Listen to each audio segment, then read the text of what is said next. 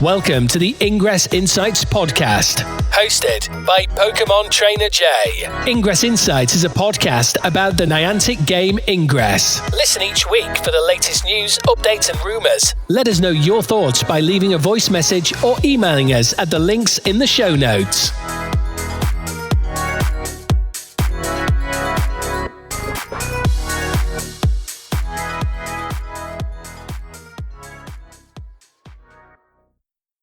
Additional intel available.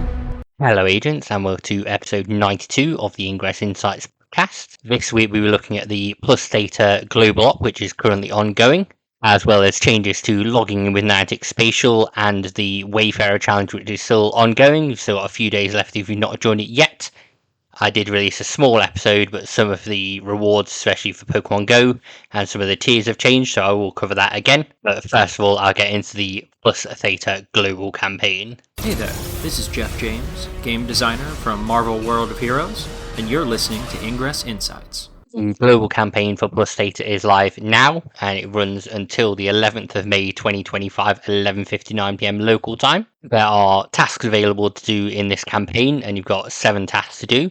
So you've got to recharge 100,000 XM, capture 50 portals, deploy 200 resonators, upgrade 100 resonators of another agent, deploy 10 portal power-ups such as fireworks, beacons or fracas, upload 2 portal scans and hack 80 keys. You can get 1,000 plus Theta tokens by completing all 7 tasks. That's 100 tokens per bounty plus 300 tokens when the assignment is completed.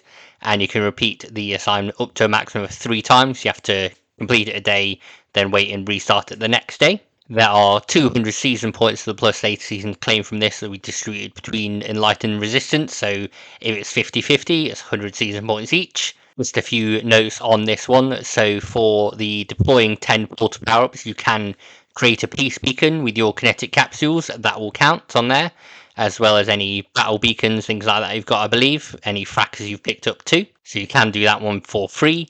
I'm not sure how the doing portal scans is affecting people who can't submit scans. I know there's still some Android device or some kind of lower end devices that can't submit scans. So I don't know if you're kind of screwed out of the global campaign if that's the case. In addition to this, you do also get Plus Theta tokens for doing the daily bounties. So you get a few tokens for completing each task, and you get some tokens for each milestone. So doing 2 bounties, doing all 4 bounties for the day. So it's worth doing your dailies if you can and getting some extra points on there. In addition, there's also a Plus Theta rewards premium track essentially for 30,800 CMU that you can get. So for the main campaign, you get 4 common multi-hack, 3 rare heatsink, 1 softbank ultralink, 1 kinetic capsule, 1 Jarvis, 1 Ada refractor, 1 Apex, 4 kinetic capsules, 4 portal fracas, 20 very rare multi-hacks, 30 very rare portal shields, and 25 Aegis shields. That's if you complete everything, so that's getting 14,400 Theta tokens. And then if you get the premium track, as I said, that gets you an extra 1 Aegis shield, 2 very rare portal shields, 10 level 8 ultra strikes, 30 level 8 XMP bursts, 1 Jarvis virus and 1 Ada refractor, 10 hypercubes, 4 kinetic capsules, 80 level 8 XMP bursts, 100 level 8 resonators, 30 very rare portal shields, and 25 Aegis shields. So it's up to you if you think the premium track is worth it to get those extra items for 30,800 CMU. You don't get a badge for it, but you can see the little shiny ticket that you receive. Speaking of spending money for the Plus Theta campaign, there is the Ben Jacklin 2025 bundle now available in the store as well. And that gives you the Ben Jacklin 2025 badge, as well as 5 rare kinetic capsules and 2 portal fracas. So that's kind of standard now that we get in those. Again, that's available 30,800 CMU. That's about all that we've got going on for Plus Theta. We do have the on-the-ground Anomalous coming in Manila and Providence. So that's in 17th of May. So we've still got a little while before that. So I'll move on now to the regular Ingress news. Hi, this is HP Bulola, and you're listening to the Ingress Insights podcast. There was an update shared on Twitter from Alex Sam, one of the workers at Ingress. He was a technical designer for Ingress. He's been let go from the company during the layoffs moving to Niantic Spatial. You will remember there was a dev diary post about pink grass from Alex. So hopefully he's able to find something else. But I just want to start with that bit of news and wish Alex the best of luck in finding a new role. The Ingress app also received an update this week, so we went to version 2.164.1. So they noted we're removing Niantic Campfire and the Niantic profile and temporarily disabling portal nominations in order to get ready for the move to Niantic Spatial. This didn't happen in the actual update. There's someone need to push a button somewhere to actually make that happen. They have now pushed that button, so we don't have a Niantic Campfire or Niantic profile link, and you can't nominate anything in Ingress at the moment. You can still nominate things in Pokemon Go if you're level 37 or above, and they will continue to sync the map until Ingress has its new mapping system. So if you do really want to get a new portal in, you can do it that way. It may not feel great to do it that way, but I'll cover off how to do that for anyone that's not nominated in Pokemon Go before, because it's a little bit different to Ingress. The missions creator also went down for a little while whilst they got that ready for Niantic Spatial. If you go to it now and log in with Google, then you'll see that it says you're now signing to NianticSpatial.com. So they're moving things along. I think it'll be a little while before we get the new portal nominations ready, because that'll take time to program, get everything in for that. But you do sign into, say, the mission creator and the Intel map with Niantic Spatial at the moment. It's also been a year since the Ingress community forums closed, so I just want to highlight that on here. Obviously, we've had Niantic Thea leave the company in the meantime, who was the operations manager and community specialist. And instead of using the community forums, we were told to use the Ingress subreddit, where Brian occasionally posts comments and checks in on issues. I'd be curious to know if you think it's been a good replacement, whether you'd like the forums back, or whether you think the Niantic Spatial team should do something else, maybe use the Scaniverse forums, have a general Niantic Spatial forums to use. I don't really know what's going to be best going forward. I don't think third-party thing like Reddit is it. Whilst I do enjoy the Ingress subreddit and think it's good, I don't think it should be an official space for Ingress to use and discuss. I think it's better when they had their own space. Back when they did pay attention to the community forums, it worked well. I don't know what their community plan is going forward without a community specialist, whether that falls to someone else. We'll just have to find out when they do move fully to Niantic Spatial and get things set up properly. I think that's all I've got this week for Ingress news. It's a little light because we've had the Plus Data campaign going on, and moving things to Niantic Spatial's taking a bit of time whilst they get everything done for that. So I'll move on and talk about Wayfarer because the challenge is still going on and they've changed a few things too.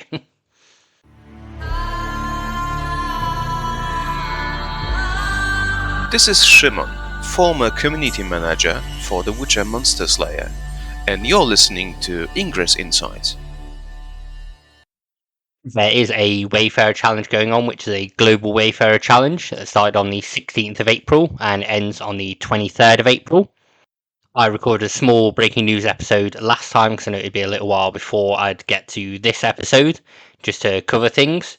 Some things have changed regarding the tiers and rewards, so I'm just going to run through the updated tiers now. It's worth noting nothing has changed for the individual tiers. OPR Live Tick, everything like that is still there. It's just the community tiers have changed, what numbers are needed. So 145,000 Way Spots Resolve will now get 30 level 8 Resonators, 30 level 8 XMPs, 30 level 8 Power Cubes, 8 rare Shields, 8 rare Heatsinks, 8 rare Multi-Hacks, and 1 rare Kinetic Capsule. 190,000 Resolutions is 45 level 8 Resonators, 45 level 8 XMPs, 45 level 8 Power Cubes, 10 rare Shields, 10 rare Heatsinks, 10 rare Multi-Hacks, and 2 rare Kinetic Capsules. 230 Resolutions at Tier 3 is 50 level 8 Resonators, 50 level 8 XMPs, 50 level 8 Power Cubes, 12 rare Shields, 12 rare Heatsinks, 12 rare Multi-Hacks, and 3 rare Kinetic Capsules. I did mention the individual rewards haven't changed, and that's correct for Ingress. However, there's a bit of a uproar, I guess, in the Pokemon Go community, where one of the rewards for doing 500 reviews was a Lucky Trinket, which is a rare item, and that was swapped out for a Super Rocket Radar. If you're in the Pokemon Go community, you'll have to tell me why that's a good or bad thing. I don't use either of them that much to care, but obviously let me know if it's something you think was a good decision to swap out or not. It seems there was a technical issue with that, so they replaced the item. As I'm recording on the 19th of April, I've reviewed 562 things, so I've made sure I've done a bit extra on there for making sure I've got over 500, and it says the community resolved 149,058 records. So we've cleared tier 1 already, so hopefully we're not far off clearing tier 2 and then 3, there's still 4 days to go as I'm recording this. So if you've not done it yet, do go on, do your 500 reviews. If you get issues, I'll post a link to a video that was shared by Sea Princess HNB that shows common issues you might get and says about changing your bonus location to home location to make sure you get everything. With obviously the whole world reviewing, there are areas that are drying up a bit, don't have any backlog basically. So you may need to set sites in a larger area somewhere like Japan, New York, things like that. I've still got a lot of items to go through that I've seen. Many of them are just minor edits, but it still counts as doing one review. So obviously you want to aim for the 500 to get the OPR Live badge tick if you can. Hopefully it increase your medal, or because we don't know how OPR Live is going to be done in future, whether there'll be Niantic spatial challenges, because they won't be part of Wayfarer. We'll have to find out, wait and see. Before I wrap up the Wayfarer section, I just want to have a little walkthrough here of how to submit something in Pokemon Go, so that if you are level 37 or higher, you can submit something there that may become a Pokestop, may become a portal, but at least you can submit something through and still have it synced to the map until Ingress get their new system. In order to prepare for their new system, the Ingress team switched off portal nominations within Ingress on the 15th of April. You can still scan portals and report invalid portals, however you can't submit any edits or any new portals. However, you can submit things in Pokemon Go if you are level 37 or higher and have passed the Wayfarer onboarding. Until there is a new system in place, the things you submit there should sync to Ingress as long as they meet the inclusion rules of being 20 meters away from an existing portal. For agents who haven't used Pokemon Go before, I want to give a quick walkthrough of how you submit in Pokemon Go, and the changes there are a little bit different to Ingress as well. So I'm assuming that you've hit level 37 or higher in Pokemon Go and have passed the Wayfarer onboarding. If you want to submit a new way spot in Pokemon Go, there's not a nominations button on the screen like there was in Ingress. The menu is a little more hidden, so what you need to do from your main screen where your avatar's on there walking around is tap the Pokeball in the middle of the screen, and then from there you go to the top right to settings. You may have to scroll down a bit if you've got a large phone, but there's a section that starts at AR and the second option there is uploads. Onto uploads and you'll see there Pokestop contribution and the button that's got a white background and green text that says new Pokestop. It will tell you how many nominations you have available, which is 40 as the max, same as Ingress. If you hit the new Pokestop button, you'll see a similar looking map to Ingress, and you'll see on there anything that appears in Pokemon Go is highlighted as a blue Pokestop spinner, and anything that appears in other Niantic games, which would include Ingress and also include the power spots that you see in Pokemon Go that we've covered previously. Those appear as an orange Wayfarer pin. You can tap those to see, make sure you're not submitting a duplicate.